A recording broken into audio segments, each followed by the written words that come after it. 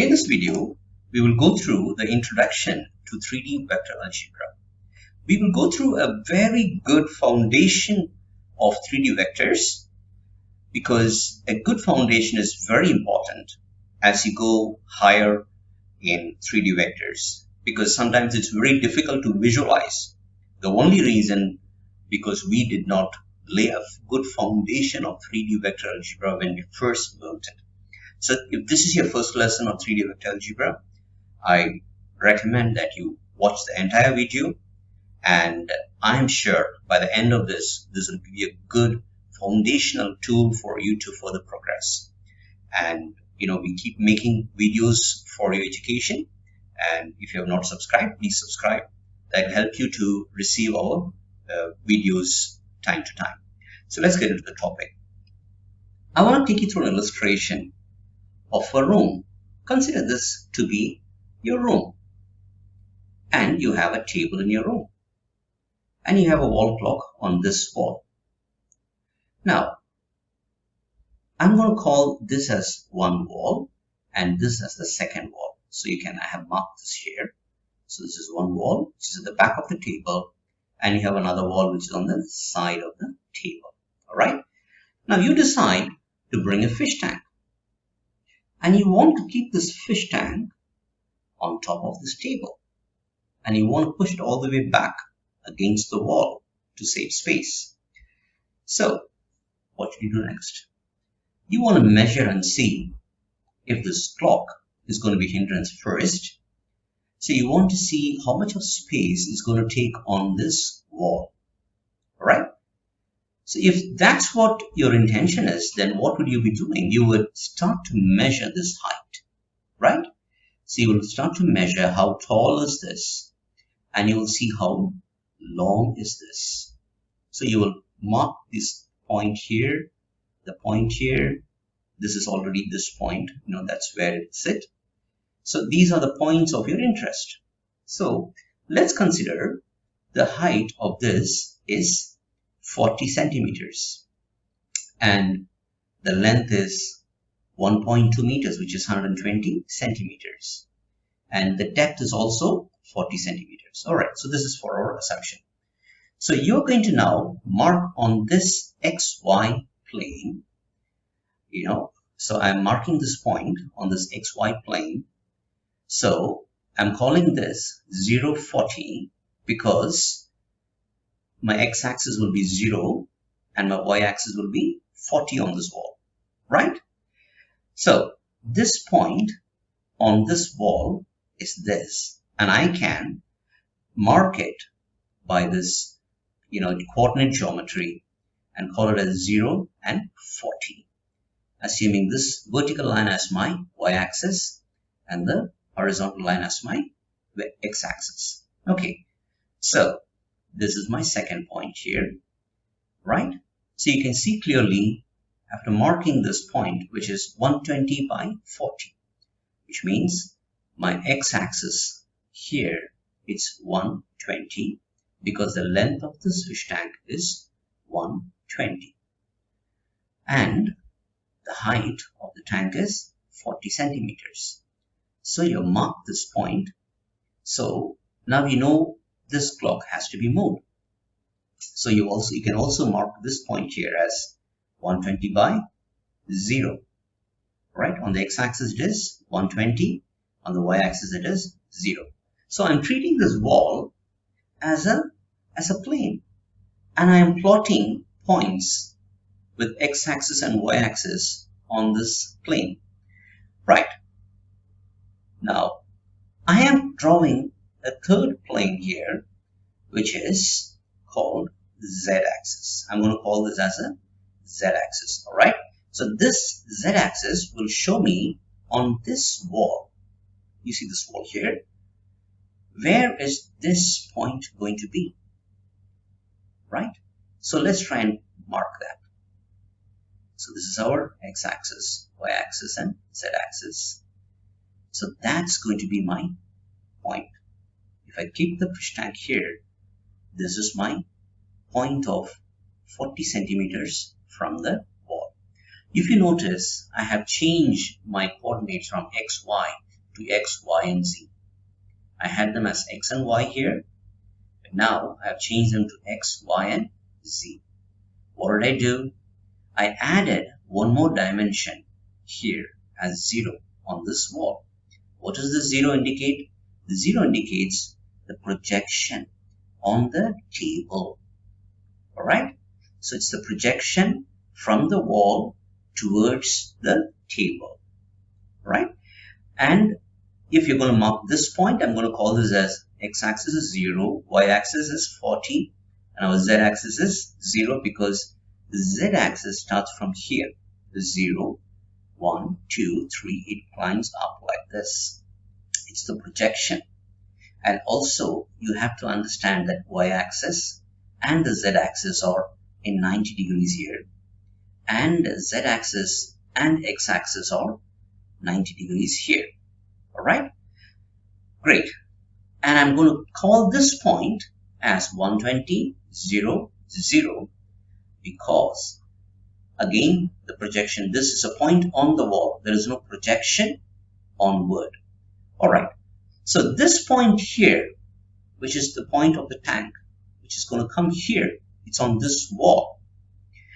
It's projecting from the wall 40 centimeters. So my z-axis here is 40.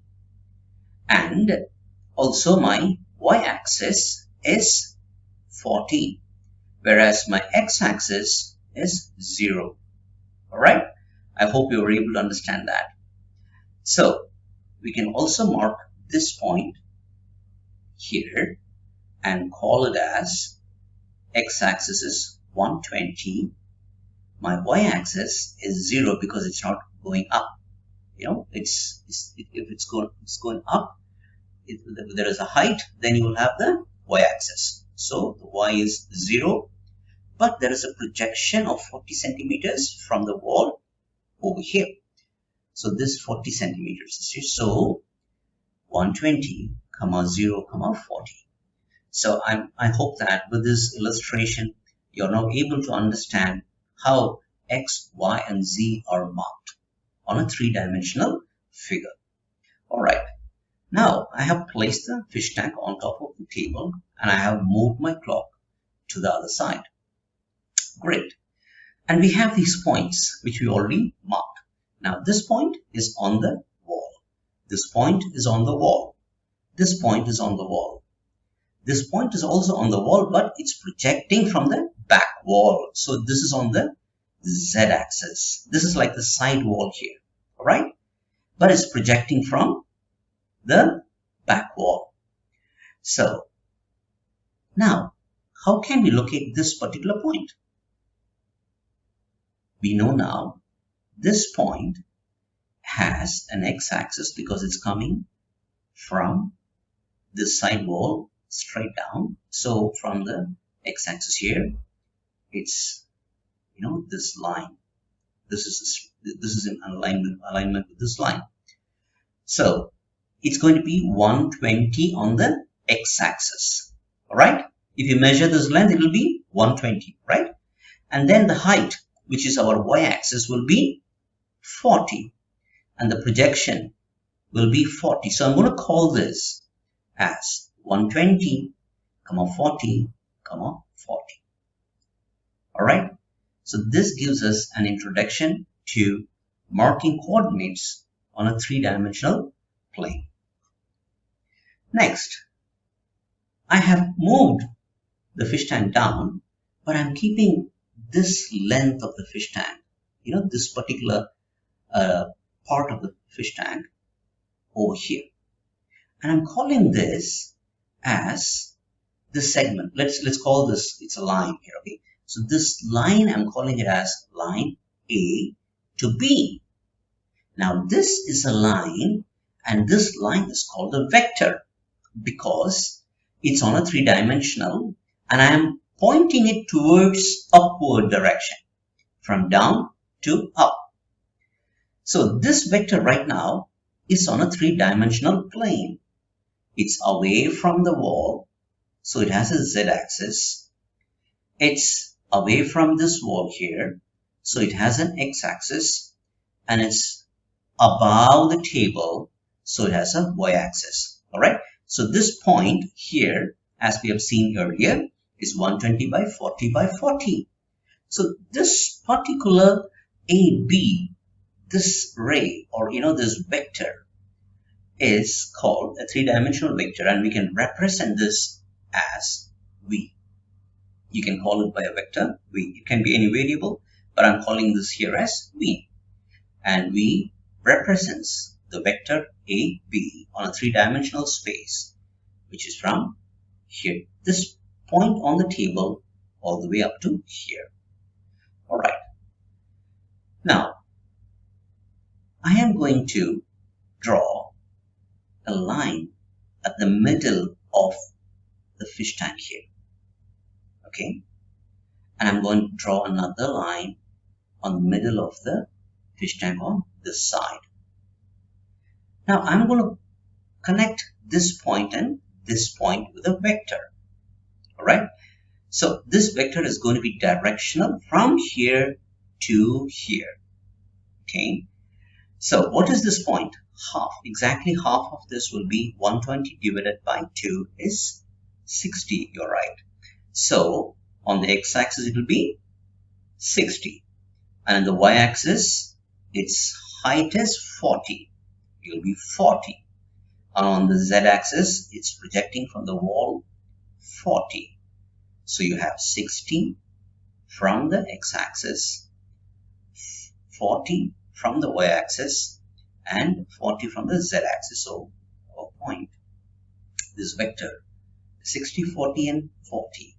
Similarly, this point here is 120 from the wall, and it is 40 from the table upwards. So its y-axis is 40, and 20 because it's projecting from the wall, 20. Okay, so we have our x-axis, y-axis, and z-axis, and with respect to them we have here this coordinate as 120, 40, and 20. Is that clear? You want to take a moment, stop the video, and just understand it deeper? You can pause and do that. I presume that you have understood, so let's proceed. Now I'm going to go down here, and from this side of the fish tank to this middle point of the fish tank, I'm going to draw another line, and I'm going to call that as my next vector. So let me do that. So this is exactly in the middle of this. Now I want you to tell me, if this entire height is 40, what is this point here? You're right, it's 20. And this point in the y-axis will also be 20. All right. So this is in this direction from here to here. Now tell me, what will be the x-axis for this point here? It's going to be, you're right, 120.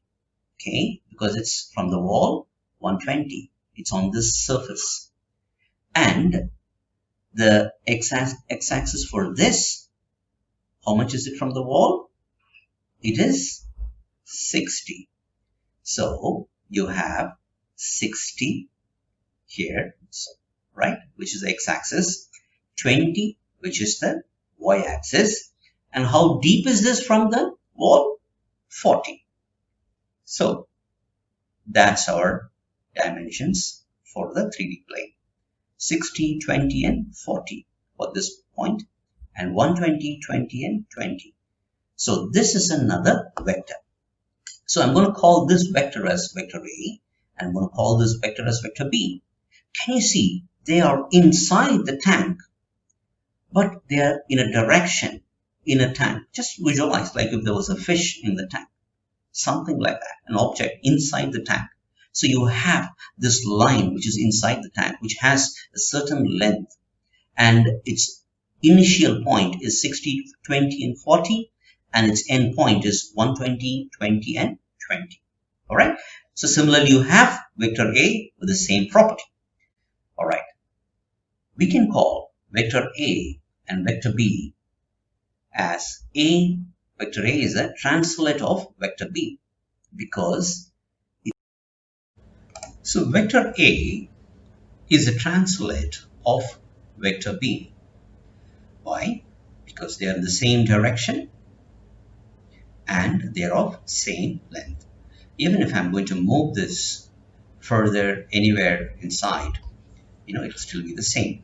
All right, now let me mark these points as A, B, C, D.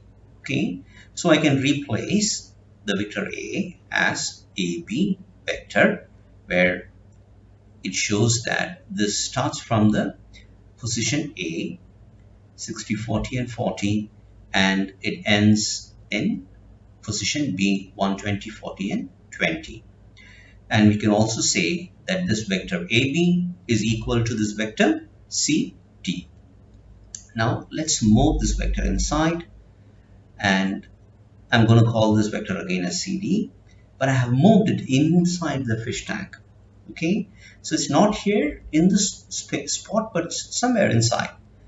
If it's in the same direction as AB, and when I say direction, with respect to the X, Y, and Z axis, and the length is the same, so you have the same magnitude and the same distance, then same length, then these are called equal vectors. So just before we conclude, just imagine you having a ruler in your pencil case, a geometry case. Now this ruler has 15 centimeters normally in any geometry box. So this ruler's length is 15 centimeters. You can call this as 15 centimeters. If this ruler will not be moved around, it will stay in one position. You cannot turn it around. Then that ruler is a vector because it has a length, and so it has magnitude, and it has a direction. So visualize a ruler which cannot be moved. It has to be carried in one directional space all the time. That's your vector. I hope this has given you a basic foundation on how vectors exist in a three-dimensional space, and in the next videos we will see further lessons on this. Thank you for watching Maths Tutorial Anand. Please like, and you can comment if you have any questions, and do not forget to subscribe to get more videos like this.